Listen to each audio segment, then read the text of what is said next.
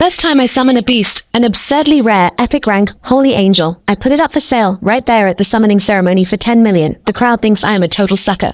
Because the moment the Holy Angel appears, it walks straight toward a rich kid, drops to one knee, and swears loyalty to him. Faced with this betrayal, I immediately put a 10 million price tag on it and let that rich kid buy it. I also demand the right to pick one beast from their guild as compensation. After all, a disloyal beast, no matter how powerful, will eventually get to tame it killed. Faced with this gift-wrapped opportunity, Apex Guild agrees without hesitation. Now, inside the Apex Guild beast shop, a staff member leads me to the third floor where beasts are kept. Containment units line the walls, housing creatures of every kind. Mr. Lux, she says with a polished smile, every beast on this floor is yours to choose from. I let my gaze sweep the room. My eyes move slowly across the hall. They land on a creature covered head to toe in crimson scales. My status panel flickers into view. Scale beast. Potential rank, elite, stage 1. Level tier 1. I move on. The next one is a sleek snow white demon wolf sprawled lazily inside its cage. Blizzard demon wolf. Potential rank, elite, stage 6. Level tier 1. I take my time and walk the entire hall. By the end, my brow is tight. The vast majority of beasts here are stuck at common or elite rank. Heroic rank beasts are almost nowhere to be found. And the highest ranked one here is only a heroic stage 2 candle beast. This is far below what I had hoped for. Is this all there is? I stop and turn to the staff member. She keeps the smile steady. Here's Mr. Lux. Besides these, there are only the unsold beasts in the basement. The ones no one else wanted. Most have permanent defects that can't be healed. They're scheduled to be disposed of tomorrow. I nod. Since I'm already here, I'm not leaving until I've checked every corner. Take me down there. A flash of surprise crosses her eyes. Of course, please follow me. We head down to the basement. The beasts here are exactly as described. Some are hollow-eyed and listless, others visibly disabled. Their eyes are full of emptiness. I ignore all of it and keep moving with quiet patience. Then, just as I near the far end of the basement, my steps freeze. My gaze locks onto an unremarkable containment unit tucked in the corner. Inside is a bird tape beast. Feathers dull, spirit broken. Curled up in the corner. Solar Blade Eagle. Potential rank, heroic stage 7. Level, tier 1. Negative status 7 talon. Banded crate venom poisoning. Growth suggestion. Storm Tiger Bone will heal the severed talon. 7 petal flower will cure the venom. My brow rises slightly. This Solar Blade Eagle's potential rank is better than I expected. Yes, it has a severed talon and poison running through it, but the panel spells out the cure clearly. Storm Tiger Bone and 7 petal flower are both fairly common materials. Easy enough to find. Even with the cost of materials, this deal is guarantee a profit. I'd have a fully healed heroic stage 7 fire. At this stage, that's about as good as it gets. My mind is made up. I'm just about to speak when the corner of my eye catches something deeper in the dark. A single energy cage, barely tall enough for a person, sits completely out of place among the larger containment units. I step closer. My pupils narrow slightly. A figure slumps weakly against the cold metal wall. Human. No, wait. A humanoid beast. In Apex Gold's basement of all places, there's actually a humanoid beast. Why is it locked up in here? And even stranger, the moment my eyes land on that figure, a deeply wrong sensation surges up from somewhere in my soul. Pure rejection. This feeling is anything but normal. As I draw closer, the beast seems to sense a stranger's presence. It slowly raises its head and glances at me, then drops it back down like it's in shock. But in that brief moment, I finally see its face. Twisted, jagged markings cover every inch of it. Its original features completely unrecognizable. The staff member catches up and sees me stopped at the cage. Her expression is completely unfazed. That's a Stacubus, pulled straight from a dimensional rift. The practice we found it numbly wants it. On top of everything in K's a cuss. Its level is permanently locked at tier 1. Tomorrow it gets destroyed along with the other rejects. She stares at the succubus with open disgust. But I am not listening. My heart is pounding like a war drum. A translucent status panel, visible only to me,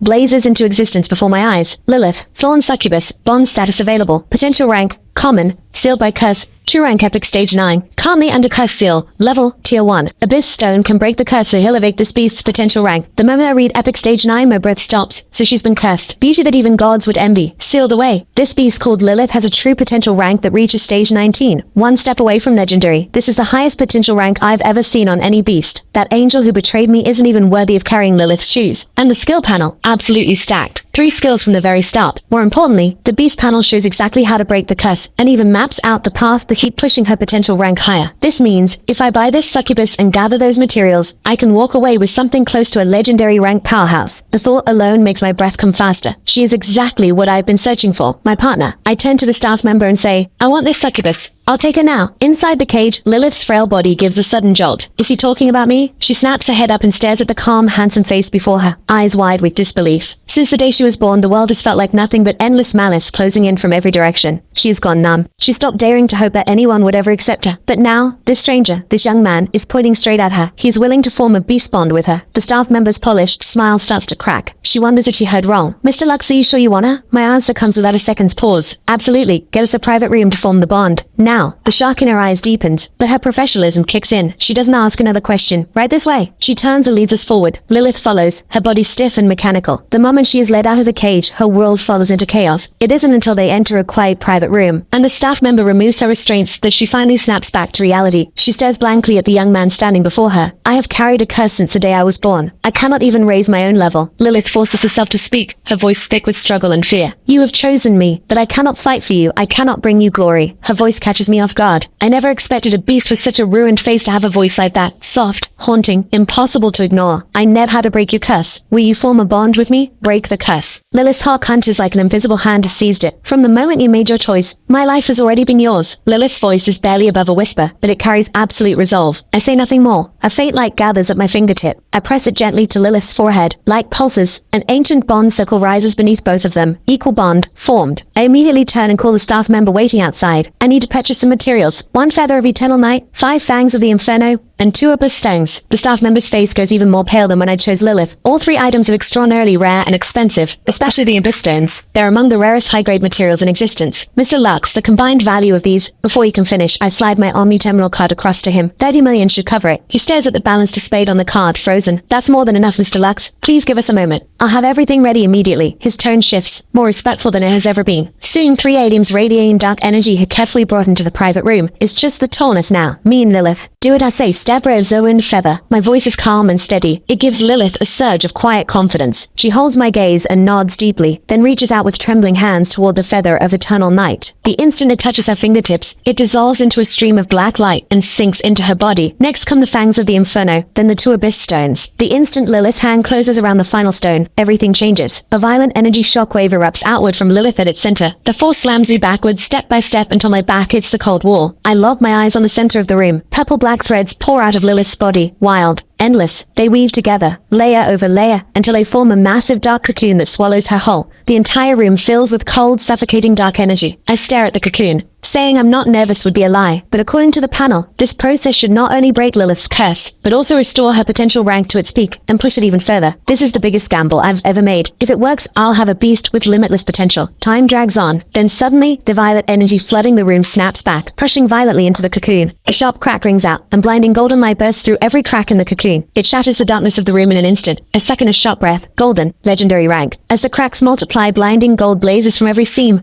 flooding the private room like a second sun. Then all at once, the cocoon explodes. Countless purple-black shards scatter in every direction, but dissolve in midair into pure particles of energy. The golden light doesn't last long. It pulls back just as quickly, replaced by something deeper, darker, a richer or powerful purple-black aura. An invisible energy pulse tears straight through the ceiling and vanishes into the void above. At the same moment, high atop the City Hall building, Mayor Blaze sits behind his wide desk, reviewing the summoning ceremony results from across the city's high schools. The next second he shoots to his feet. He strides to the floor-to-ceiling window and fixes his sharp gaze on the Eastern District. Just moments ago, he caught a fleeting surge of terrifying energy, vast and bottomless as an ocean, leaving his mind unsettled long after it vanishes. Someone get in here. His voice is a low, sharp command. The office door flies open immediately. A sharp-looking man in uniform strides in. Your orders, Mayor. Alert the City Guard Bureau immediately. Mayor Blaze's tone is iron.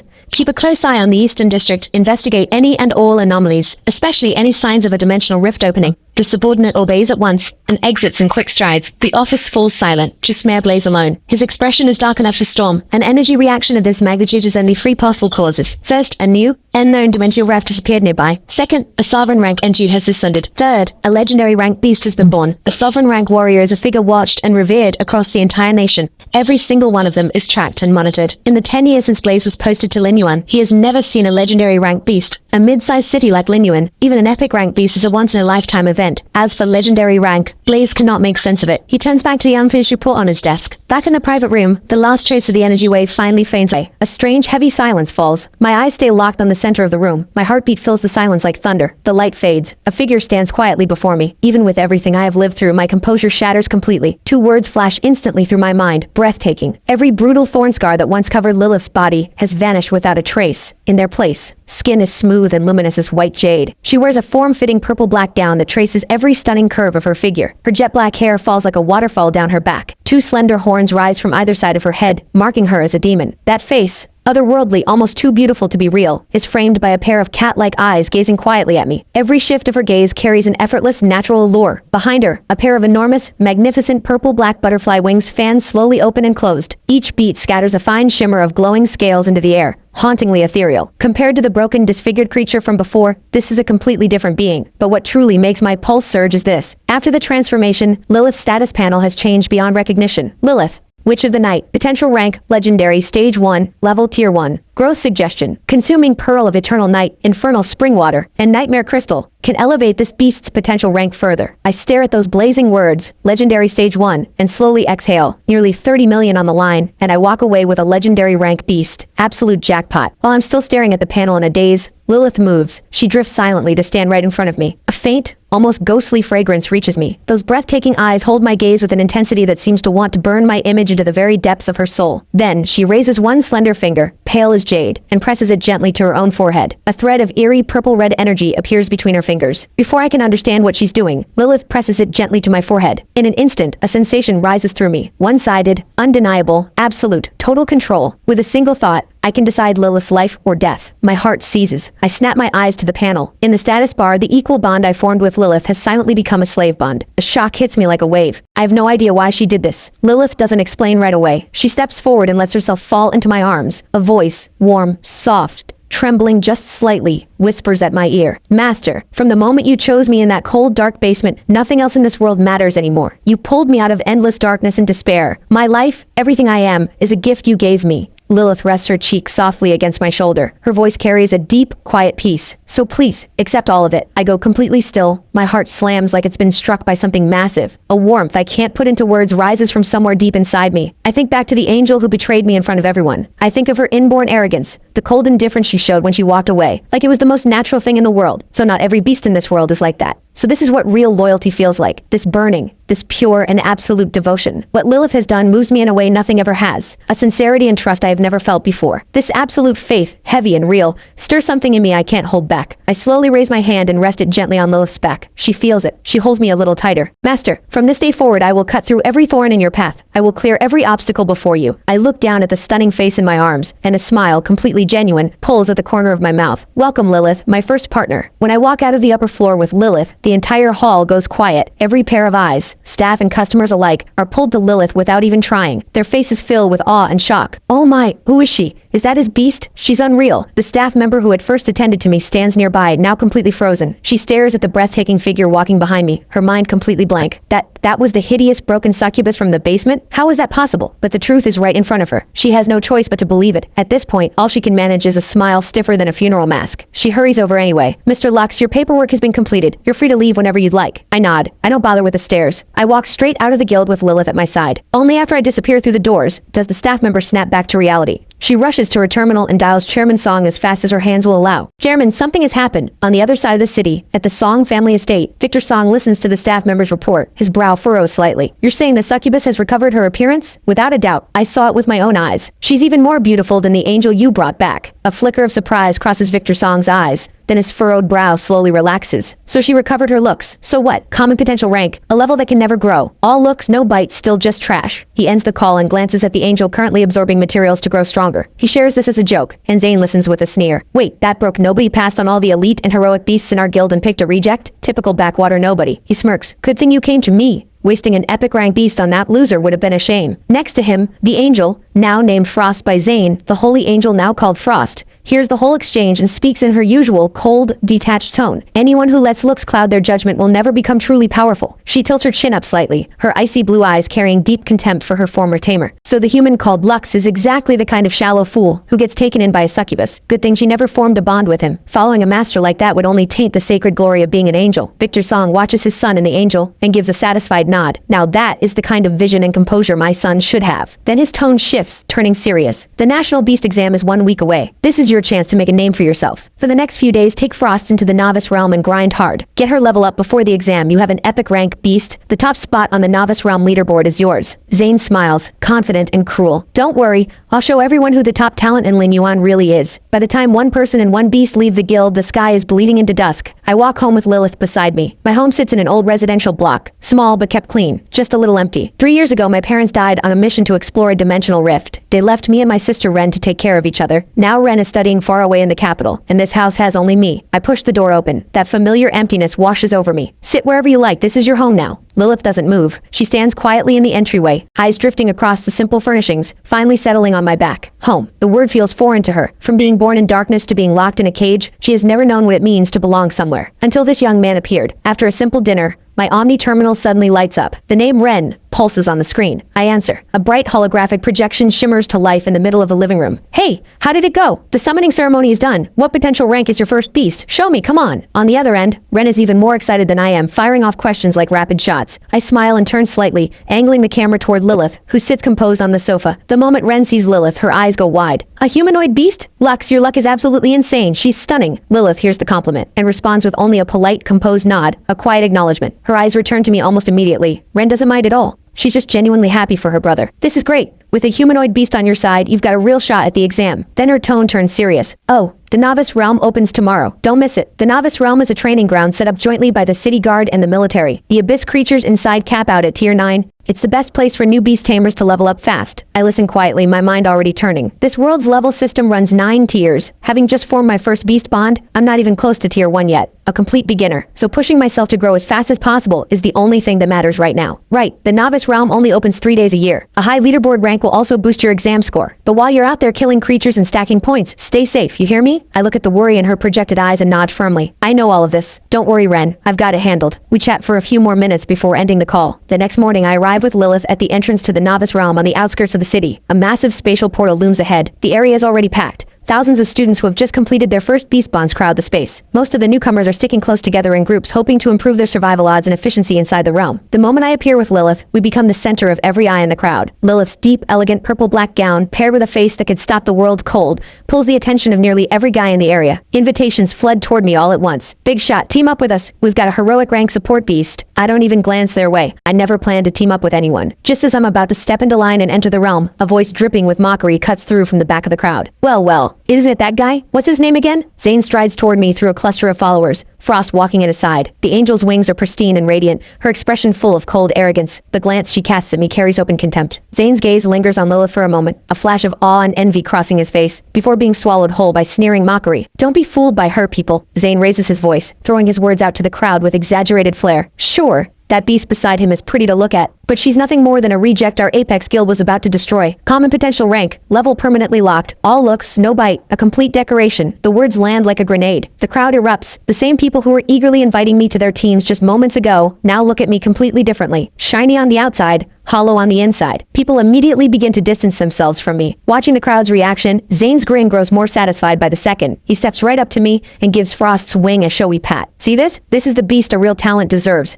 And honestly, shouldn't I be thanking you? Without you, I'd never have bonded with something this powerful. Unlike some people picking up trash and calling it treasure. He leans in, dropping his voice so only I can hear, his tone laced with venom. You have no idea how eager Frost is with me. The two of us. Inseparable, far more enthusiastic than she ever was with you. I hold his gaze, calm as still water. Trading words is the most pointless thing in this world. I don't care, but Lilith does. A bone-chilling, killing intent bleeds off her body. Her beautiful, cat-like eyes go dark and bottomless, locked onto Zane. I feel the shift in Lilith's emotions. I reach out and gently close my hand around her cool fingers. Her body gives a small shiver, and that near uncontrollable killing intent vanishes in an instant. She lifts her eyes to mine, the cold in them melting into something warm and still as a quiet lake. I say nothing. I just shake my head at her. Arguing with a fool is never worth it. Save the energy. Once we're inside the realm, we'll settle this with results and realm points. Lilith understands immediately. She stops giving Zane any attention and loops her arms lightly through mine, pressing her soft frame close against my side. Then she lets her gaze drift, barely, almost lazily, toward Frost standing behind Zane. The gesture says everything without a single word. This is mine. I try to pull my arm free, but she has a grip that won't let go. I try a few times and get nowhere. In the end, I just let it be. This moment hits Zane like a slap. His face turns an ugly, furious red. How is it possible? A broke nobody, a complete loser, gets to have a beast this stunning throwing herself at him, while his own epic rank angel, obedient as she is, keeps him at a cold, untouchable distance. I don't even glance back at him. I walk with Lilith toward the glowing realm portal. The instant I step through, solid ground returns beneath my feet, and the world around me is completely different. A cold, primeval forest stretches in every direction. The novice realm. Lilith scans her surroundings with sharp alertness, her purple-black wings drawing slightly inward to shield us both. She can already sense this forest is crawling with hostile presences. Let's move. My voice stays calm. I glance at the leaderboard on my Omni terminal. Still blank. The realm's teleportation is completely random, and even groups often get split up. Right now, this area has only the two of us. We move at a steady, unhurried pace deeper into the forest. Lilith keeps her senses wide open, catching every rustle and shift around us. Then after about 10 minutes, I stop beside an unremarkable pile of scattered rocks. Lilith looks at me, puzzled. There's no creature presence here at all. Not even the faintest energy signature. I don't explain. I just raise my hand and point at one rock among the pile, slightly darker than the rest. In my vision, a status panel visible only to me flickers clearly into view. Stone Lurker. Potential rank, common. Level, tier 2. Attack it. 3 words. Lilith has countless questions, but not a moment's hesitation. The air gives a faint hum. A massive pitch-black scythe wreathed in crimson light materializes in her hand. Skill, Scythe of Absolution. A scythe forged in the depths of hell. Its blade wrapped in infernal crimson. Any wound it strikes cannot be healed or recovered for a fixed period of time. Lilith tightens her grip on the handle and steps forward like a phantom. The scythe carves a cold, sweeping arc straight through the dark rock. The blade meets no resistance, slicing clean through the hard stone like it's made of air. The cut is mirror smooth. Just as Lilith thinks she's only split a plain rock, everything shifts. A soft violet glow rises slowly from the cleaved stone, then dissolves into a stream of light and rushes into Lilith's body. A warm current floods through her. Experience points. That unremarkable rock was actually a creature. Lilith's pupils narrow slightly, and her mind stirs. Creatures like this, masters of disguise, are lethal traps for new beast tamers. They emit almost no detectable energy. Pure instinct alone can barely catch them. If one ambushes you, a single encounter could wipe out your whole team. But her master, Lilith turns to look at that calm, handsome face. His image rises even higher in her heart, more mysterious, more towering. Let's go. Time is short. I step forward again. The novice realm only runs 6 hours each day. If we want to grow fast, there is no time to waste. What follows, Lilith witnesses firsthand what it means to have an absolutely terrifying edge. Guided by my pinpoint accurate targeting, Lilith's scythe of absolution barely stops moving. In less than half an hour, a surge of energy, many times denser than before, erupts from within Lilith. Tier 2. At the same moment, a stream of refined energy flows back through the bond, flooding into every part of my body. My mental power spikes, my physical strength and all 5 senses sharpen noticeably. I pull up Lilith's status panel. Lilith, Witch of the Night. Level, Tier 2. Strength, 55. Agility, 58. Constitution, 52. Spirit, 65. I stare at these numbers and feel a jolt run through me. That Stone Lurker at Tier 2 had a max Constitution stat of 16. Lilith, at the same level, has stats more than 3 times higher across the board. This is what legendary potential rank actually means. Time tears past. 3 hours in, the realm has shifted around us. The trees are thicker now, and the energy in the air is heavier and wilder. We've reached the mid-zone of the realm. Along the way, more than 70 creatures have fallen to Lilith's scythe. My realm points have climbed near the top of the leaderboard. Master! Something powerful ahead.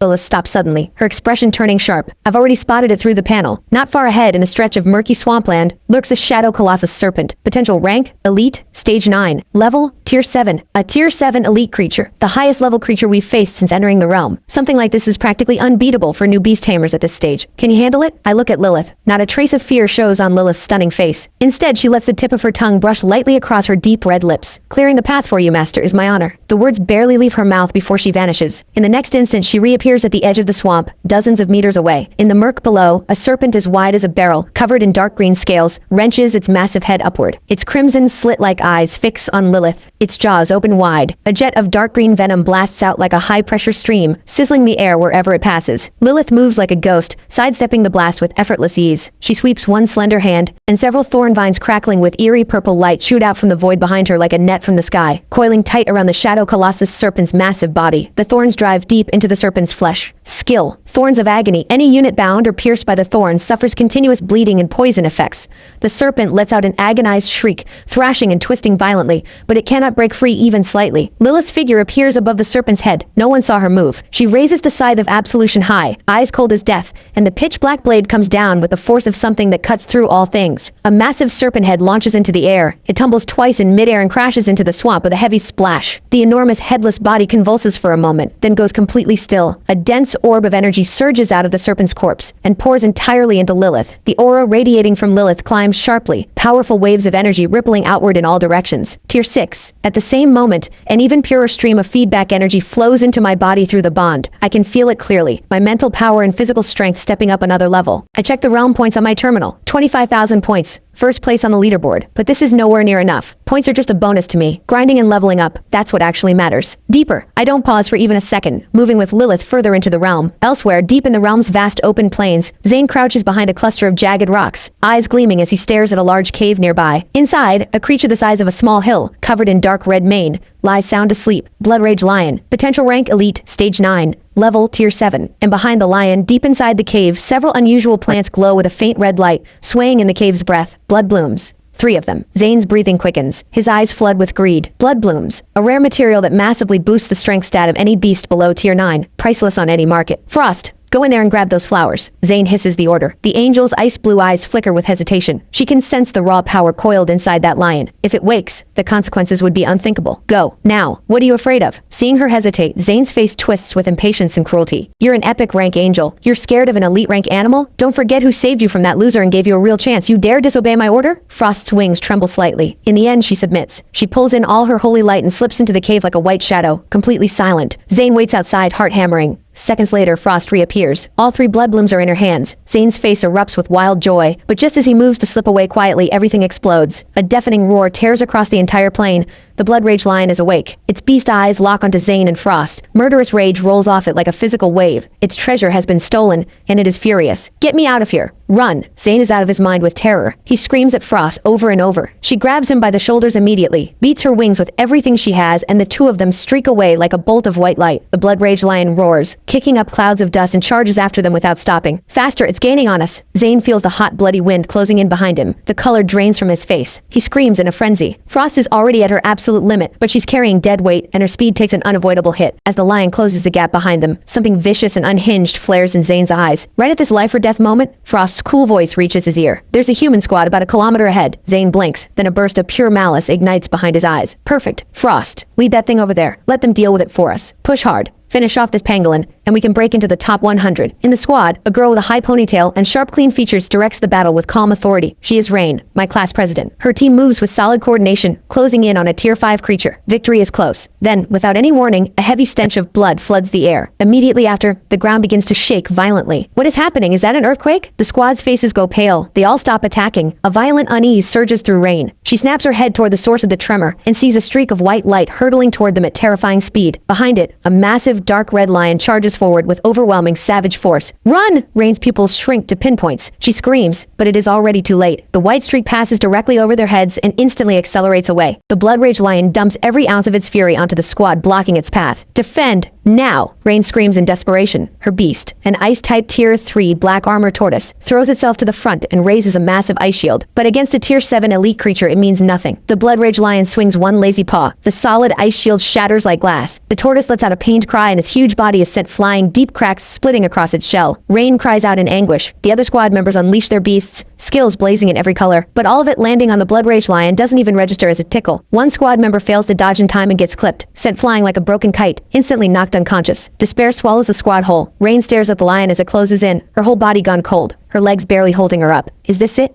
Just as she squeezes her eyes shut and braces for the end, a calm, familiar voice reaches her ear. Lilith, attack. The words are barely out before several purple thorn vines materialize from thin air, snapping tight around the Blood Rage Lion's 4 limbs in an instant. The lion unleashes a furious roar, thrashing wildly, only to find the thorns hold with impossible strength. The harder it fights, the deeper the spikes drive into flesh. Rain's eyes fly open. Somehow standing right beside her is a tall, composed figure. And next to that figure, a woman in a form-fitting purple-black gown, magnificent butterfly wings spread wide behind her, holds a massive black scythe and walks calmly toward the trapped lion. It's you! Rain recognizes the person, but her mind is completely blank. She can barely think. The boy who barely existed in class, always quiet, always invisible, stands like a colossus right now. And his beast, in Rain's stunned gaze, Lilith raises the scythe of absolution high above her head, and the cold blade carves an arc of death. Clean, unstoppable. The massive lion's head, along with half its body, is split open in one brutal stroke. It dies on the spot. Meanwhile, at the Linyuan City Novice Realm Monitoring Center, inside a vast circular chamber, dozens of screens display live feeds and data streams from every corner of the realm. The atmosphere is suffocating, nearly frozen. Every one of the City Guard staff members in the room is rooted in place, eyes locked onto the central screen and the blazing data it shows. Leaderboard. First place. Lux. Realm points, 41,350. Potential rating, S rank. The standard threshold for S rank is 10,000 points. This student called Lux has more than 4 times that. A strange dead silence holds for a full 10 seconds. Am I seeing things? One young officer croaks, rubbing his eyes on instinct. How many years has it been since Lin Yuan last produced an S rank potential newcomer? The next second, the tension in the room detonates. It's really S rank. Pull up his file. Who is this guy? What's his beast? Got it. Records show his initial beast was a holy angel, but the bond failed. What? A failed bond? How does someone with a failed bond even get into the realm, let alone take first place? Wait, there's a supplemental record. He purchased a reject succubus from Apex Guild. The monitoring room erupts. Everyone's brain just crashes. A kid whose bond failed, who can only afford a reject beast, is somehow on an absolute rampage inside the novice realm. Director Ming sits at the main control station. His face, always composed, always unreadable, completely overwhelmed with shock. His gaze doesn't leave the screen, where the footage of Lux and Lilith cutting down the Shadow Colossus serpent and the Blood Rage Lion plays on repeat. No flashy tactics, just absolute total domination. The beast they called a reject. Every strike precise, lethal, elegant, and brutal all at once. Monster. Director Ming forces 2 words through his teeth. He shoves himself to his feet, face flush with intense excitement. He's going to report this to Mayor Blaze immediately. He turns to his deputy and shouts. The deputy barely manages a reply before Director Ming waves him off. A light burns in his eyes unlike anything there before. I'll go to the realm entrance myself. Out on the plain, Rain stands in a daze, that single, earth-splitting strike still playing behind her eyes. The lion that drove her entire squad to the edge of death is simply gone. Everything she just witnessed has shattered everything she thought she knew. She slowly turns her stiff neck toward the figure standing before her. That back. How is any of this real? When did humanoid beasts, the kind you only hear about in stories, become this easy to get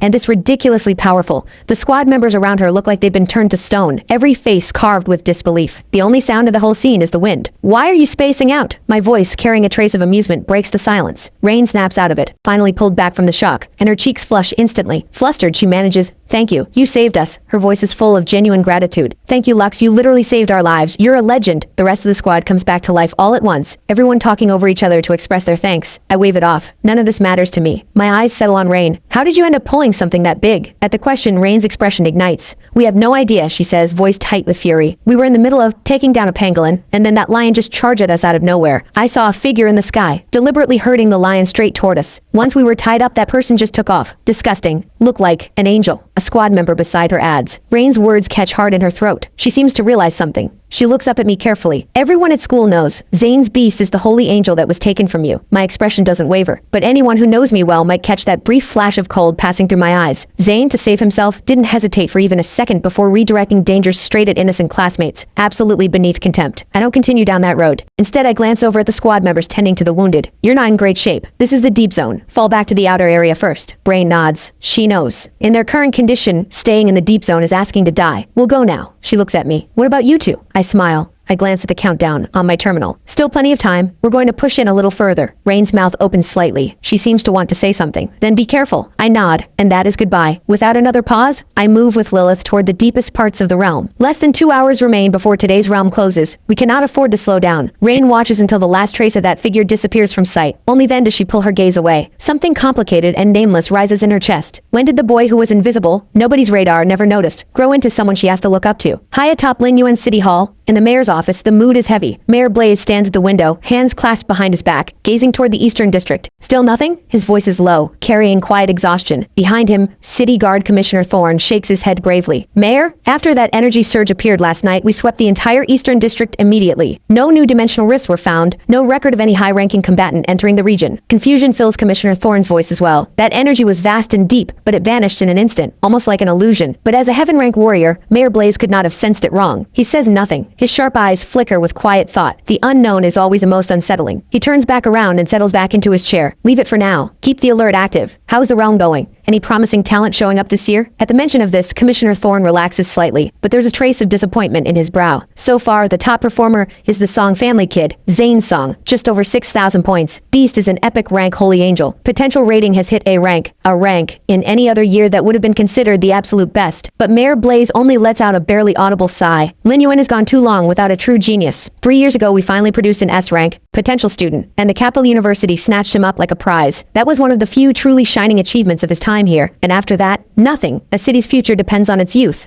Without top-tier new talent flowing in, Linyuan will only fall further behind in the competition with surrounding cities. Just as the office sinks back into heavy silence, the door slams open and a figure stumbles in. It's Director Ming from the Novice Realm Monitoring Center, gasping for breath, his face a chaotic mix of shock, disbelief, and barely contained joy. Commissioner Thorne frowns at the sight of him. What happened to you? Mayor Blaze looks up at this usually composed man. Take a breath. Tell me clearly, what happened? Director Ming swallows hard, trying to steady his hammering heart. Mayor, we have another S-rank potential. Those words hit the room like a thunderclap. Commissioner Thorne's expression freezes. Mayor Blaze, who had been leaning back in his chair, shoots upright. What did you say? You're certain you didn't misread it? Director Ming nods hard. He pulls up the data screen on his Omni terminal, his hands trembling with excitement, and presents it to both of them. Absolutely certain. I saw it myself. The student named Lux, his realm points have already broken 40,000. Potential rating S rank. The moment I saw the data, I ran straight here to report it. Mayor Blaze stares at the data screen, his breath stopping completely. 40,000 points, multiple times beyond the threshold. After a stunned beat of silence, Mayor Blaze slams his palm on the desk and surges to his feet. Every trace of composure vanishes, replaced by raw, unrestrained elation. Yes, yes, yes, this is a gift straight from the heavens.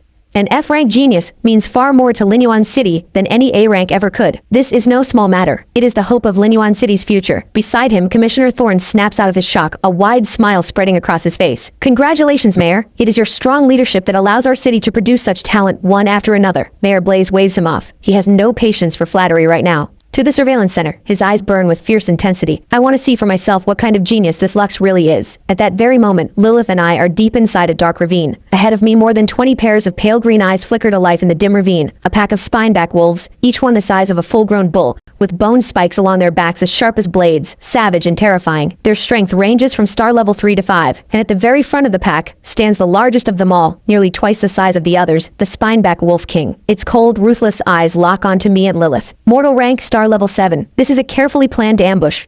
Lilith's breathing is no longer as steady as before. Fine beads of sweat gather at her pale temples. The long hours of intense combat have drained her heavily, yet the hand gripping her absolution scythe stays perfectly still without a single tremor. Master, be careful, Lilith says, her voice heavy. These beasts are more cunning than anything we have faced before. We chased a star level 5 spineback wolf that deliberately showed a weakness, and it lured us straight into this ravine. Who would have thought that? Creatures like these, ones that seem to act on pure instinct, would actually know to use a pack mate as bait, drawing prey into a perfect encirclement. Yet my face shows not a trace of tension or fear. I scan the wolves surrounding us with calm eyes, and a faint smile tugs at the corner of my mouth. Good. Saves me the trouble of hunting them one by one. The moment the words leave my mouth, Lilith understands perfectly. The look she gives me is filled with absolute trust and blazing fighting spirit, far more terrifying than before, deeper and darker. A surging violet-black energy erupts from Lilith, exploding outward with a thunderous force. Skill activated, blood of 7 sins, born from the deepest power of hell itself. The bloodline of the 7 deadly sins. All who carry this blood hold the potential to become one of the 7 demon kings. While active, all stats increase by 200%. It can be deactivated at any time. The drawback is a brief period of weakness after deactivation, with all stats dropping by 20%. But compared to the raw power of this skill, that cost is barely worth mentioning. As the skill activates, Lilith's aura rises steadily. Her jet black hair lifts without any wind, her violet black butterfly wings spreading wide open, bewitching and breathtaking. Those soul-stirring eyes of hers now grow impossibly deep, burning with a flame called destruction. Across from us, the spineback wolf king had assumed the 2 targets before it were already at their limit, but this sudden transformation fills it with doubt and unease. Still, as the undisputed ruler of this territory, its savagery quickly crushes that flicker of hesitation. The wolf king lets out a roar that shakes the entire ravine, the signal to attack. In an instant, over 20 spineback wolves surge forward at once, charging from every direction toward the 2 of us at the center of the ravine. Lilith moves. Her figure leaves only a faint afterimage, vanishing in an instant. A flash of dark icy light, and the first spineback wolf to reach her freezes mid-lunge. Its massive head shoots into the air. Before the headless body even hits the ground, Lilith is already beside another wolf, the absolution scythe carving an elegant, deadly arc. Another head rolls free. In this moment, Lilith is the Grim Reaper walking straight out of hell. Every flash of her movement, every swing of her scythe, claims a life with ruthless precision. The pack's fearsome encirclement crumbles before her like wet paper. In the span of just a dozen breaths, the ground is already littered with 7 or 8 spineback wolf corpses. The Wolf King's cold, merciless eyes stay locked on Lilith. It had assumed its prey was already spent, but that sudden explosion of energy, so profound it makes its very soul shudder, shatters everything it thought it knew. A low whine escapes the Wolf King's throat. Its massive body takes an involuntary half-step back, Fear, an emotion it has not felt in a long, long time, begins to spread through its chest for the first time. But as the unchallenged ruler of this land, the deeply ingrained killing instinct quickly crushes that moment of hesitation. The Wolf King throws its head back and lets out a roar that tears through the ravine, one final act of madness. In an instant, the remaining dozen or so spineback wolves charge alongside the Wolf King in a death rush. Lilith moves, the Grim Reaper once more, carving a dance of death through the pack. After Lilith cuts down the last of the mobs, the Wolf King's bone spikes flare outward all at once. It senses a threat unlike anything it has ever felt before. It opens its jaws wide, and a sickly pale beam of bone energy begins to condense inside its mouth, then launches toward Lilith with a shriek that tears through the air. This is its most powerful attack. But Lilith's figure barely shifts, and she sidesteps it with ease. The next instant, she appears directly before the Wolf King. Its towering shadow swallows her slender frame completely. It raises one massive razor-sharp claw and slams it down. Lilith does not dodge. She does not retreat. She simply tilts her head up slowly, those eyes burning with the flame of destruction, gazing at it in silence. The massive black scythe sweeps upward with the conviction of one who cuts fate itself. No thundering crash, no blinding burst of clashing energy. The Wolf King's powerful claw freezes in midair. A hairline of crimson traces from the center of its brow all the way down to the tip of its tail. The next second, the Wolf King's massive body, bones and all, is split cleanly in two. A torrent of pure energy surges from the cleaved corpse and flows entirely into Lilith. Her aura begins climbing wildly once more. Mortal rank star level 7. A surging wave of power radiates outward from her, spreading in all directions with overwhelming force. At the same time, a rich, surging wave of feedback energy floods through every part of my body. My mental power spikes again. I open Lilith's stat panel. Lilith, Night Witch, rank mortal, star level 7, strength 151, agility 165, constitution 155. Looking at these terrifying triple-digit stats across all 4 categories, my heart can't help but skip a few beats. This is the horror of legendary grade talent. An ordinary elite grade bound beast at star level 7 might peak around 50 points in its best stat. Lilith is 3 times that. My eyes drop to the final section, recommended growth materials, Eternal Night Pearl, Hellspring Water, Nightmare Crystal. Each one is extraordinarily rare. If I could get my hands on all of them, I could rapidly advance Lilith's grade to legendary tier 2.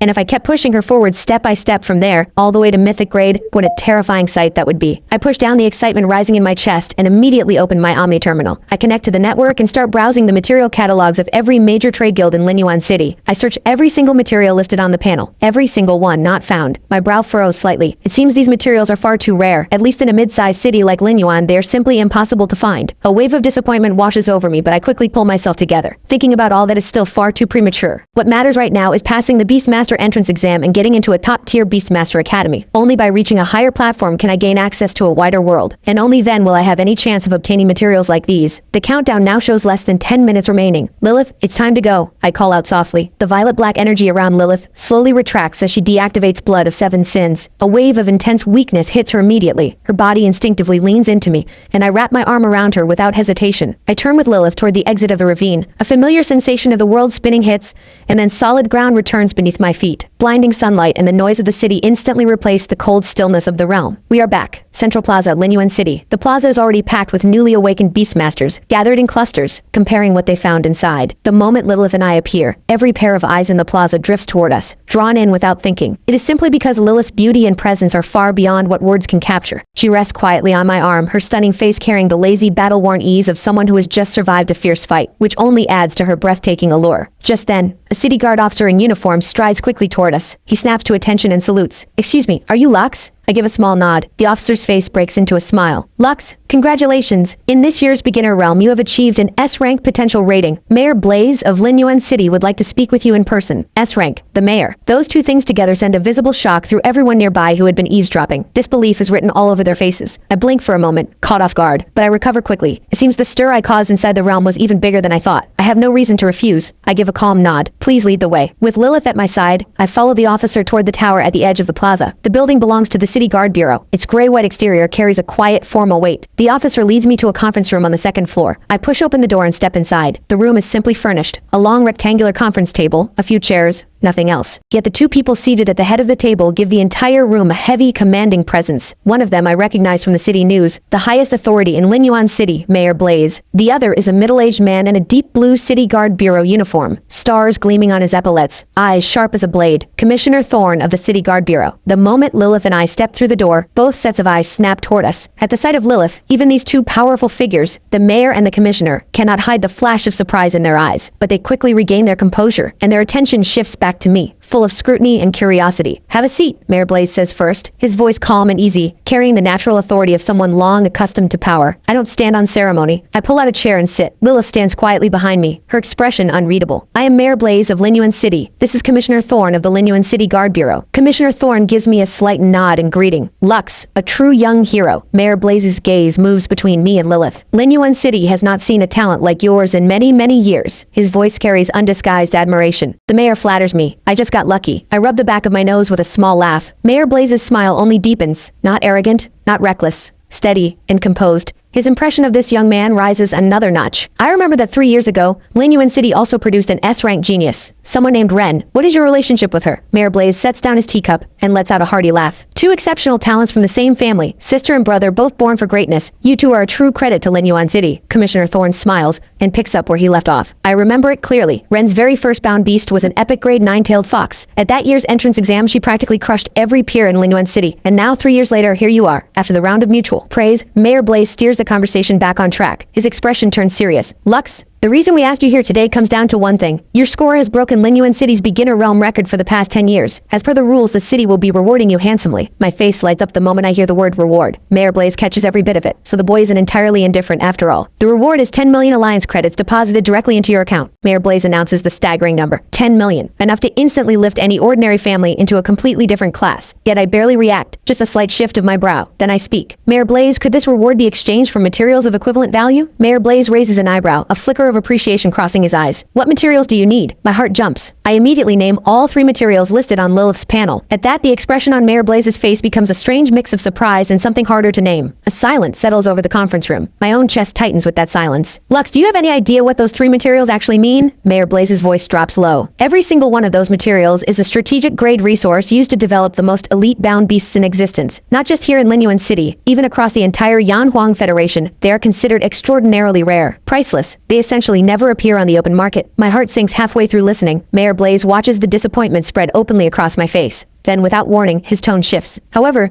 the Hellspring water you mentioned, our city's treasury happens to have some in stock. Some years ago, a small spatial rift appeared in the eastern outskirts of Linyuan City. The city organized an exploration team, and they brought back a supply of Hellspring water. This water, drawn from Hell itself, is one of the finest materials available for cultivating demon-type and undead-type bound beasts.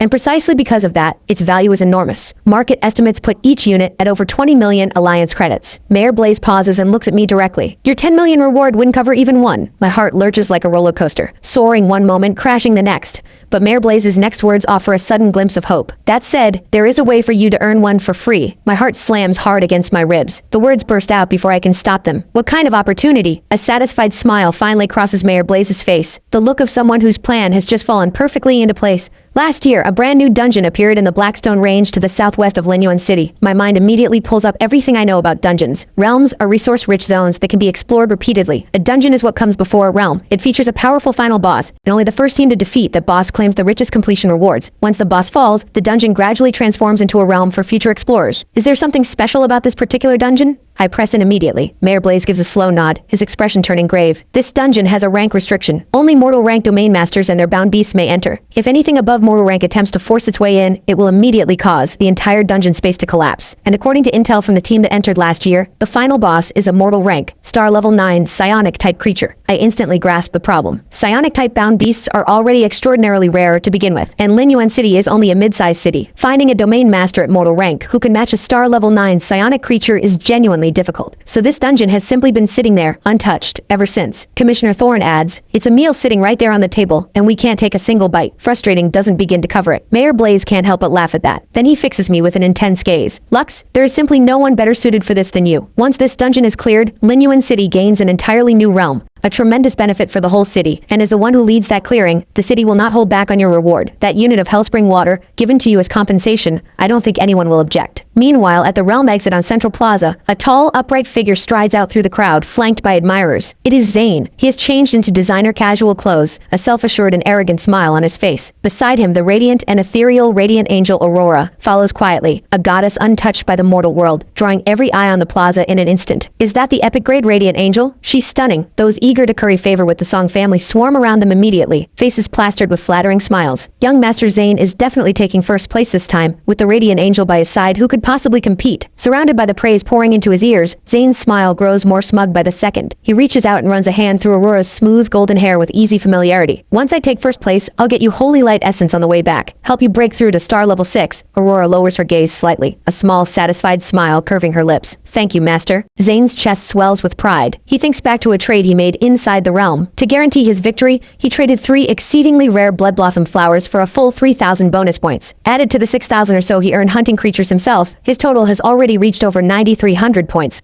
A score that crushes every previous S-rank talent on record. First place belongs to him and no one else. While he is still lost in that fantasy, a low hum rises across the plaza. The massive holographic screen at its center finally blazes to life. Every breath in the crowd stops. Countless eyes lock onto the scrolling leaderboard, hunting for their own names. Zane's gaze goes straight to the very top. At last, the screen flickers, and the top 3 entries freeze on the display. Third place, 3,150 points. Potential rating, B+. Second place, Zane, 9,325 points. Potential rating, Zane's smile freezes. How's he second? He even rubs his eyes on instinct, convinced he must be misreading it. The text is perfectly clear. Aurora's expression shifts as well. Her eyes sweep rapidly across the leaderboard, searching for the name she had instinctively assumed could never appear there.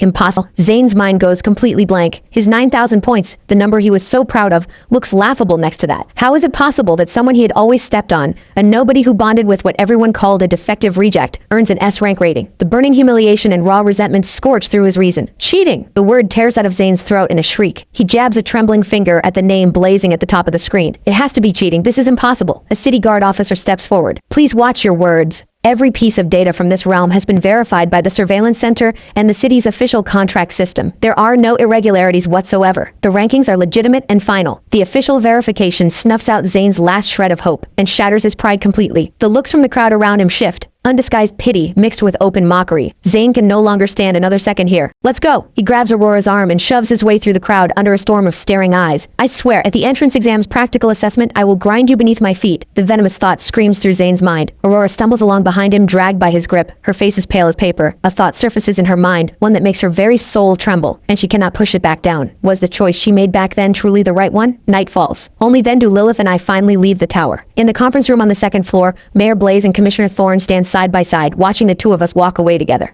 Commissioner Thorne pulls his gaze back, and he is the first to break the silence. Mayor, do you truly believe he can pull it off? Mayor Blaze does not answer right away. After a long moment, he speaks, slow and quiet. Do we have any other choice? That single question leaves Commissioner Thorne with nothing to say. Mayor Blaze turns, a knowing smile on his face. Have you forgotten what grade his bound beast is? Legendary. Across the entire Yanhuang Federation, for someone this young to earn the bond of a legendary grade beast, outside of the chosen ones from the Imperial Capital's top families, how many can there possibly be? And you saw his performance in the realm with your own eyes. Believe in him. He is the most promising person Lin Yuan City has. By the time I get home, it is already past 7 in the evening. I've barely settled onto the couch when my wrist terminal buzzes. A video call request pops up on the screen. I press accept. A familiar face appears on screen. My sister, Ren. You little punk. You finally picked up. After making sure I still have all my limbs, she lets out a breath. So? How did the realm trial go? Smooth sailing? With Lilith protecting me, how could I possibly get hurt? I answer with a grin. Ren gives a light snort. Then her face shifts to pure excitement. Come on, tell me everything. How did it go? What was your score? You should at least manage an A rank. I'm not asking for much. Just don't embarrass me. I watch her put on that perfectly casual act, and I don't bother drawing it out. S-rank, I say simply. The expression on Ren's face freezes solid on the other side of the screen, like she thinks she misheard. What did you just say? I said my potential rating is S-rank, I repeat. A brief silence. Then Ren's cry of disbelief bursts through the communicator. That's my brother, all right? She tosses her chin up with open pride, as if she were the one who just earned the S rank. Once the excitement dies down, something else crosses her mind. Right, what grade is Lilith again? You never got to tell me last time. But if she helped you pull off an S rank, her grade has to be epic at the very least, right? Actually, it's legendary. Legendary. Ren echoes it on reflex, then the word actually lands. Her eyes go wide as dinner plates. This shock hits far harder than the last one. She stares at me for a long moment without saying a word. Finally, after a good while, she lets out a long breath and says in a voice that can't quite decide what it feels, "You absolute lucky son of a gun." I just smile and say nothing. Then I shift gears and walk her through everything Mayor Blaze said. By the time I finish, Ren's smile vanishes instantly, replaced by heavy, unmistakable worry. No, it's too dangerous. That's a star level 9 creature, and a psionic type at that, the worst kind. You just became a beastmaster. How can you even think about taking that risk? But I need the Hellspring. Water. I cut her off, my voice steady and certain. Ren goes quiet. She knows exactly what a material like that is worth. She understands what it means for a bound beast's growth. She falls into a long silence. Every part of her reason says she should stop her brother from taking the risk, but she also knows that for a domain master, opportunity is everything. Miss this one, the chance the mayor is handing you, and the next time you want a treasure of this caliber, who knows how long the wait will be. Finally, she lets out a long, quiet sigh. Fine, I get it. Her eyes turn serious, completely serious. The other materials, the Eternal Night Pearl, the Nightmare Crystal, I'll keep an eye out for them here in the Imperial capital. But you have to promise me, when you go into that dungeon tomorrow, safety comes first. No showing off, no being a hero. Are we clear? I nod firmly. After a few more reminders back and forth, we end the call. Just then, the soft sound of the bathroom door comes from behind me. A warm, moist fragrance drifts through the air. Subtle and clean, carried on a breath of steam, a soft, warm figure presses gently against my back, and a pair of arms, pale as white jade, wrap around my neck. Lilith has just stepped out of the bath. She is wrapped loosely in nothing but a white towel. She rests her delicate chin softly on my shoulder. Master! Her voice is barely above, a whisper. Thank you for everything you have done for Lilith, fighting to the edge of death inside the realm, standing your ground for me in that meeting room. She has seen all of it. She knows that everything you do is for her. For finding the rare materials that will make her stronger. The weight of that feeling fills her chest with something she cannot put into words. Gratitude so deep it aches, and something bittersweet beneath it. Lilith presses her face a little closer. The truth is, just being able to meet you, Master, to finally be free of that cursed seal, Lilith is already more than grateful. Whether I grow stronger or not, that doesn't matter to me. As long as I can stay by your side like this, protecting you, that is enough. Her words send a sharp jolt through my chest. I can feel the raw sincerity in them, and something painfully small like she is asking for far less than she deserves. I reach out and lay my hand gently over hers where they rest against my chest. My voice comes out low and quiet. I'm not doing this only for you. I'm doing it for myself too, so that we can both survive and thrive in a world like this one. So stop overthinking it. The next morning, Lilith and I are ready to go. A hover car waits quietly at the base of the apartment building. We climb into the back seat. The hover car starts without a sound and glides smoothly into traffic, heading toward the Blackstone Range at the edge of the city. The scenery outside blurs past, and soon nothing fills the view but the rolling black cliffs. The dungeon's entrance is set deep inside a heavily guarded valley controlled by the City Guard Bureau. The space at the entrance ripples and warps, like the surface of disturbed water. Commissioner Thorne is already waiting for us. When he sees me step out of the car, the tight furrow in his brow eases just slightly. Commissioner Thorne doesn't waste time on pleasantries. He steps forward directly, gestures solemnly toward the warping gateway, and begins laying out the latest intelligence on the dungeon. Based on multiple rounds of remote scanning and analysis, we can confirm that the interior is no ordinary cavern. We have named it the Tide Crawl Maze. Most of the creatures inside are under the direct psionic control of the final boss. That is the core challenge. Inside, you will not only be facing relentless waves of enemies, but also the boss's psionic strikes. As he speaks, he reaches into his coat and draws out a small lacquered box. He opens it and places a warm, smooth yellow jade pendant carefully into my hand. This is the Clarity Jade. It strengthens your resistance to psionic attacks. In a critical moment, crush it, and it will form a powerful one-time psionic barrier around you. Remember, you only get one chance. I feel the faint coolness radiating from the jade, and carefully hang it around my neck. I give a nod. Then, under Commissioner Thorne's grave stare, Lilith and I step hand in hand into the rippling gateway. A wave of weightlessness hits, the world spinning out from under me. When solid ground returns beneath my feet, we are somewhere else entirely. A massive maze of dark gray stone stretches around us, walls rising so high that no sky is visible above. Only a faint, eerie glow seeping through the cracks in the rock. Countless branching paths stretch out before us, twisting and overlapping, impossible to take in at a glance. The air hums with a faint, barely perceptible psionic energy, like invisible fingers constantly pressing against the nerves of anyone who enters, nudging them toward madness and ruin. Several dark shapes burst out from the shadows along the walls, low-level creatures with minds already warped by the psionic field here. Their bodies are grotesque, eyes blazing red. Lilith doesn't even move. She simply lifts her gaze, a violet light flickering to life in her eyes. The charging creatures freeze midair and let out piercing shrieks. Their bodies begin to convulse violently. Then, right in front of me, they turn their own claws on themselves and collapse. With Lilith's level of psionic power, even without activating a skill, she can bend low-level small fry to her will. I'm not surprised. Rather than blundering through the maze like a headless chicken, I pull up my wrist terminal. Commissioner Thorne had already uploaded the City Guard Bureau's exploration map. A pale blue holographic display pops up before me, the full three-dimensional layout of the maze rendered in sharp detail. A golden route, calculated by the terminal's navigation system, cuts straight through the layered corridors and points directly toward the deepest point of the maze, the boss's lair. With the map guiding us, we move quickly through the maze along the golden path. Along the way, we run into several more waves of psionic-controlled creatures, all of them dealt with by Lilith in the most efficient way possible. Several hours later, the path opens up. A vast underground cavern stretches before us. We finally see the dungeon's final boss. At the center of the cavern crouches a monstrous mass, a massive green blob of flesh, like a giant slime, its surface slick and glistening. One enormous eye sits at its center, Countless thick, semi-transparent neural tendrils extend from the base of the mass and plunge deep into the cavern walls. I immediately open my chi panel. Mind Fiend. Grade, Heroic, Tier 5. Level, Lower Star Level 9. Strength, 51. Agility, 78. Constitution, 63. Spirit, 170. The instant Lilith and I appear, the Mind Fiend locks onto us, but it doesn't attack immediately. Instead, a silent psionic shriek radiates outward from it, flooding through the entire maze in an instant. The next second, from every tunnel feeding into the cavern, a black tide of creatures comes pouring out. Their eyes are all blazing red, every last shred of their own will wiped away. Their levels range from star level 2 to 5, and there are dozens of them. They charge without any regard for their own lives, forming a wall of flesh and bone in front of the Mind Fiend. The Mind Fiend's plan is obvious, the oldest and most brutal tactic of all. Drown the enemy in bodies until they collapse. I stare at the seemingly endless wave of creatures, and a strange expression crosses my face. I can see right through the Mind Fiend's cautious, vicious strategy. I tilt my head toward Lilith and say quietly, "It's afraid of us. It's using all this cannon fodder to wear us down. In that case, let's give it a real surprise." Lilith steps forward. Her black skirt stirs in the windless cavern. She raises one hand, pale as translucent porcelain, to her chest. Her lips part and ancient cryptic syllables laced with a fatal allure flow slowly from her throat. Her voice is not loud, but it carries a power that cuts straight through to the soul, resonating clearly in every corner of the cavern, even rising above the thunder of hundreds of creatures charging at full force. Skill activated. Fog of the Dead Zone. Centered on the caster, it summons a spreading blue-violet mist that blankets the surrounding area. Any creature that breathes it in is plunged into illusions, unable to tell friend from foe. Even without inhaling it, prolonged skin contact is enough to trigger the effect. As the final syllable falls, a deep violet mist so thick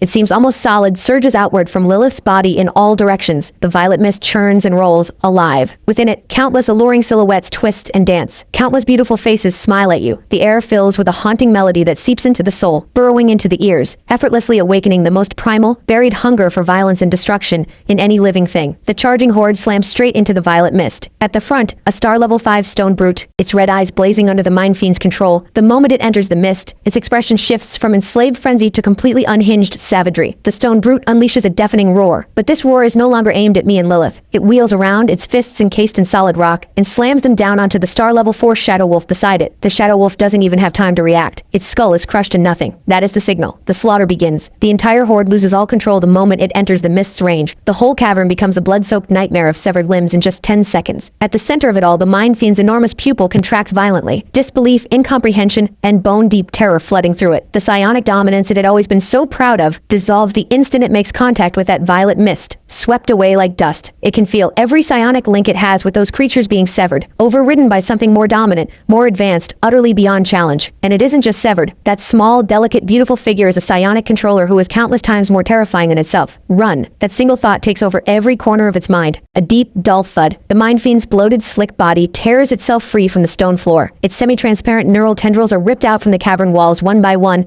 dragging loose chunks of rock and dust. The thickest dozens of them slap and writhe across the floor like a giant octopus's arms. That 10-meter mass of flesh moves at a speed completely at odds with its size, scrambling frantically toward the dark tunnel at the back of the cavern. Think again. Lilith, standing at the heart of the violet mist, watches the enormous blob flee in a panic. A cold, contemptuous smile curves the corner of her lips. She leaves only a faint afterimage where she stood, her entire body becoming a bolt of black lightning, closing the gap in an instant. Seeing Lilith's dark shadow of death drawing nearer and nearer, the Mind Fiend suddenly reverses course. It ignores Lilith behind it and pours every last drop of its psionic power into a single point, compressing it into a blindingly pale beam. Soul Death Ray. In the next breath, it fires, straight at me faster than thought. The strike is vicious and precise, but just as the beam is about to hit, Lilith appears out of nowhere. She abandons the chase without hesitation and throws herself between me and the beam, taking the full force of it with her own back. Lilith lets out a muffled grunt. A thin line of crimson traces from the corner of her mouth, but she stands perfectly straight, keeping me firmly shielded behind her. She turns her head back and looks at me, unharmed. Her amber eyes fill with a relief so deep it borders on fear. Seeing Lilith hurt because of me, my eyes go ice cold in an instant. I pull a healing vial from my belt pouch and press it into Lilith's hands. Once Lilith confirms her master is completely unharmed, she slowly turns back around. Those amber eyes that once bewitched all who looked into them now hold nothing but killing intent. Cold as the void, and towering, boundless rage. You're going to pay for that. Blood of 7 sins. The moment the words leave her lips,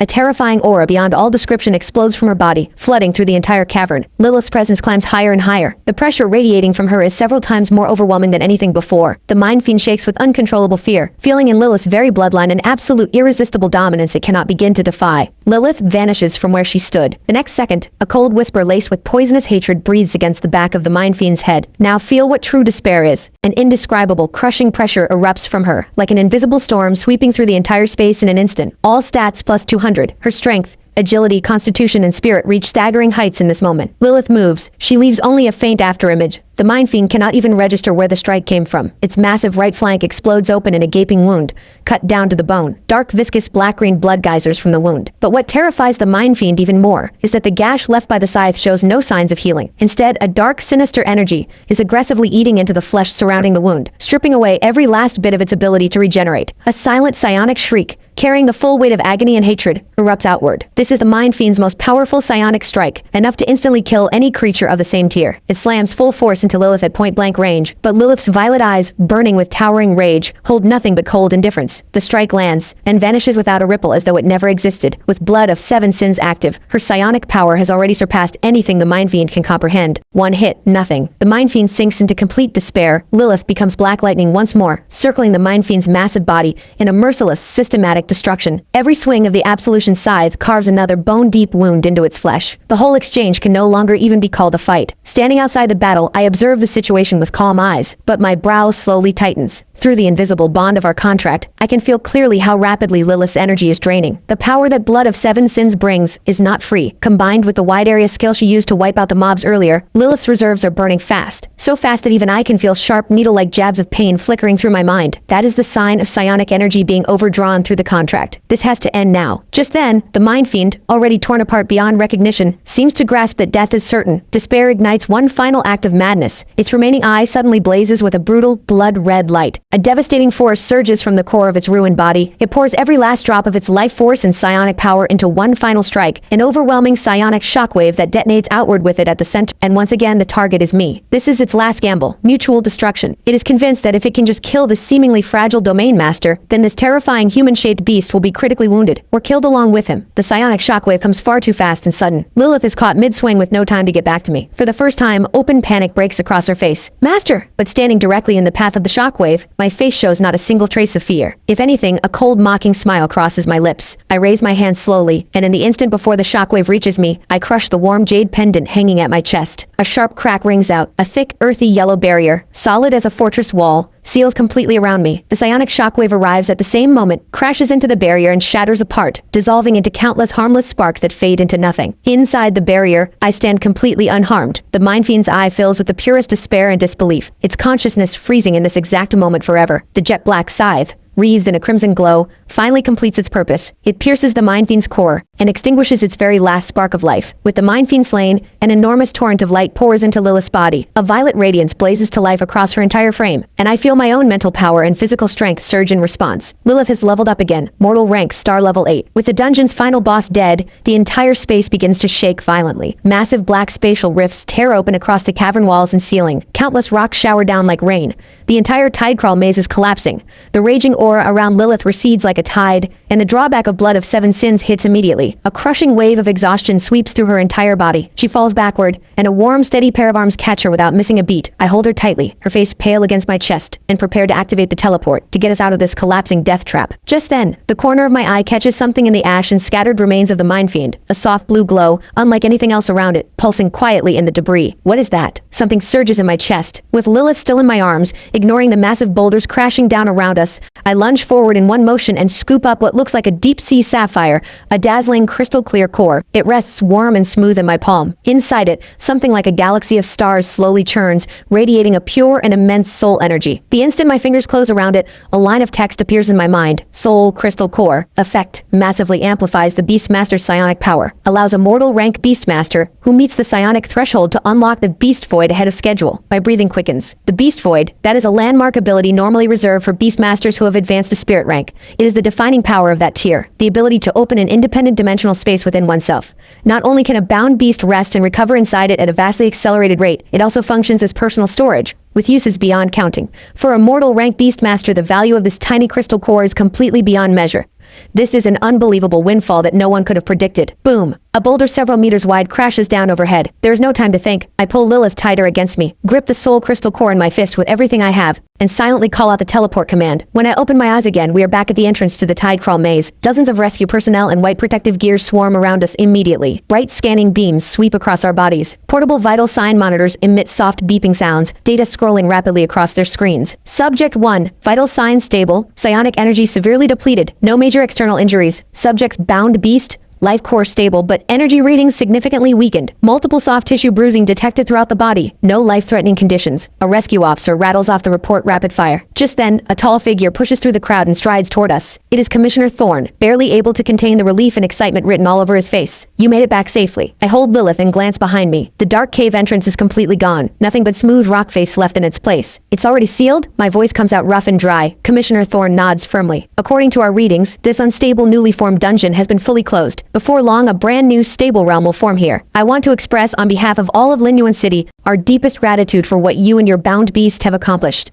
The surrounding city guard rescue team looks at me with a mix of awe and curiosity. Commissioner Thorne continues, I know you're exhausted, but we do need a brief account of what happened inside, especially regarding the final boss. That information is invaluable. I hold Lilith and give a short clip summary. But even those few sentences send shockwaves through the crowd. 2 people alone against a horde of hundreds, and they turn the entire army against itself. Every eye locks onto the seemingly fragile, sleeping witch in my arms, filled with awe and reverence. Even Commissioner Thorne can't help but draw a sharp breath. So this is the power of a legendary grade-bound beast, truly beyond all reason. And then there is this young man, staring down a situation with no way out, and still calm enough to read the enemy's weakness and work with his bound beast in perfect sync. That kind of mind and nerve is just as remarkable. What a kid. A true young hero. Commissioner Thorne says it from the heart. The head of the medical team steps forward. You're in good shape physically. Go home and rest up. Let your psionic energy recover. Your bound beast is weakened, but her injuries have been stabilized with healing vials. 2 days of rest and she'll be fully recovered. Those words finally let the last of the tension drain out of me. A wave of exhaustion washes over my entire body. She's safe. Lilith is going to be okay. Commissioner Thorne sees the exhaustion in my face and doesn't push further. Everything here is handled. Go home and rest. You need to prepare for the upcoming entrance exam. He pauses, then adds, one more thing. Time moves differently inside the dungeon. What felt like half a day to you in there, out here 2 full days have passed. 2 entire days. I take that in stride. That kind of time difference between a dungeon and the outside world is not unusual. As for your earned reward, the Hellspring water, I will have someone personally deliver it to your home shortly. Commissioner Thorne gives his word. Thank you, Commissioner. I give a nod. I'm ready to be home. This place has too many eyes. It's not somewhere I should linger. I need to get back as fast as I can and, in absolute safety, absorb the soul crystal core. A treasure like this only truly belongs to you once it becomes part of your own strength. Back in my apartment, I carefully lay Lilith down on the living room couch and pull a thin blanket over her. After 2 straight days of maximum concentration in combat, the moment I finally let my guard down, I don't even have the energy to wash up. I murmur a few words to Lilith, stumble into my room, and collapse into a deep sleep. The next morning, an urgent comm ring yanks me out of a dead sleep. Half awake, I fumble for the communicator on my bedside table and press accept. A sharp, slightly annoyed female voice comes through immediately. You little punk, you've been completely off the grid for 2 whole days. Do you have any idea how worried I was? It's Ren, calling all the way from the Imperial capital. I rub my bleary eyes and rush to explain. I went into a new dungeon. The time flow inside is different from out here. At that explanation, the frustration on Ren's face eases a little. It gives way to genuine concern. Are you and Lilith okay? I'm fine. Just burned through a lot of psionic energy. I push myself up and lean against the headboard. Lilith took a hit protecting me though. She blocked a direct strike from the final boss. The words are barely out of my mouth when a figure appears silently at the bedside. Lilith holds out a warm cup of water toward me. Some color has returned to her previously pale face. On the other side of the comm screen, Ren catches sight of Lilith. Her gaze softens visibly. Lilith, you worked hard this time. Thank you for looking after this reckless brother of mine. It is what I should do. Lilith says softly with a small, composed bow. Ren nods, satisfied. Then, without skipping a beat, her eyes snap back to me. So how did the dungeon go? Did you come away with anything good? I drop my voice low. I got a soul crystal core. The moment the words land, Ren's expression freezes solid. Her eyes snap wide open, locked onto me. A full 10+ seconds pass. Ren's chest rises and falls sharply. It is clear her mind is anything but calm. You lucky little punk. She doesn't ask a single thing about the fight. Instead, she immediately says, not a single other person can know about this. Find somewhere absolutely safe and absorb it right now. I give a firm nod. That's exactly what I plan to do. Then Ren walks me through how to use the soul crystal core. Not long after the call ends, the doorbell rings. 2 City Guard Bureau officers stand outside. I open the door. The lead officer confirms, under Commissioner Thorne's orders, we are here to deliver your mission reward. Please sign for it. I take the case, thank them, and sign the handover document. The 2 officers salute and leave without any delay. Clean and professional.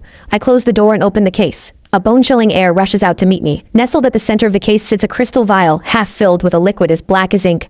A faint dark mist seems to curl around its surface. Looking at it, something stirs quietly in my chest. Of the 3 materials needed to advance Lilith's grade, we finally have one. I look over at Lilith and hand her the Hellspring water to keep safe. Then I take a slow, deep breath and draw the soul crystal core from the storage pouch at my waist. After a full night of rest, my psionic power is back to its absolute peak. Lilith is in good shape as well. She can stand watch for me while I do this. Now is the perfect moment to attempt unlocking the beast void. I sit cross-legged on the living room floor and rest the soul crystal core in my open palm. It is warm and smooth against my skin. Inside it, billions of stars seem to slowly drift and turn, radiating a pure and boundless soul energy. Lilith stands close by, visibly tense, her slender fist clenching without her realizing it. She has already made up her mind. The moment she sees even the slightest sign of something going wrong during the absorption, she will rip that crystal away from me at any cost. I close my eyes and steady my breathing. Slowly, I press the crystal core against the center of my forehead. A cool sensation meets my skin, sharp enough to jolt my mind awake. I channel my psionic power, dense and solid, into something thin, precise, and unyielding, like a probe, and let it carefully make contact with the crystal at my brow. A sound like nothing else. A resonance rising from the very depths of the soul detonates inside my mind. In an instant, the deep blue crystal blazes with a breathtaking light, as if it has come alive. Then, the solid crystal begins to melt. It becomes a pure ghostly blue liquid and seeps into my forehead without losing a single drop. Boom. A force that far surpasses the limits of mortal rank. A terrifying psionic pressure erupts from my body without warning, sweeping through the entire room. Lilith's amber eyes snap into sharp focus. Her body instinctively goes rigid, locking into her highest state of alert. She can feel it clearly. The source of this force is the master sitting cross-legged before her with closed eyes. This psionic pressure is pure and overwhelming. It actually surpasses her own normal psionic strength. How is that possible? As a psionic-type bound beast herself, her psionic power is on a level that no ordinary human can even come close to. But right now, my psionic power is exploding in a way that defies all logic. My mind isn't just ringing, it is a world turned completely upside down. The ghostly blue force that was once the soul crystal core rushes into my inner world like a river breaking its banks. A flood of stars, wild and unstoppable. It tears and stretches and expands. I use every ounce of my focus to guide it, letting the raw, violent soul energy carve through me. Lilith watches with rigid attention. Her face shifts, flushing red one moment, draining pale the next. Fine beads of sweat break out on her forehead. She can feel that her master is going through a transformation beyond imagination. She cannot interfere. All she can do is stand guard. Time blurs. Then, a crisp, clean crack echoes through my consciousness. My inner world opens wide. Before me stretches a vast, silent, blue-violet void. Floating at its center, there is a luminous moon, radiating a soft silver glow. That moon is my soul's core. This is my beast void. I can feel it clearly. My psionic ceiling has risen by at least tenfold. And more than that, the contract link between Lilith and me is amplified countless times within this space. I can even hear Lilith's heartbeat right now, clear as if it is my own. Beneath the worry, beneath the tension, buried deepest of all, love. Back in the living room, the surge of psionic pressure that had erupted from me recedes like a tide, pulling back entirely into my body. My closed eyes slowly open. Deep within those dark pupils, something like a galaxy turns. Lilith rushes to me, her eyes scanning over me frantically, checking that I'm all right. I look at her face, filled with nothing but worry, and say nothing. I simply reach out and give her cheek a gentle pinch. Don't worry, I made it.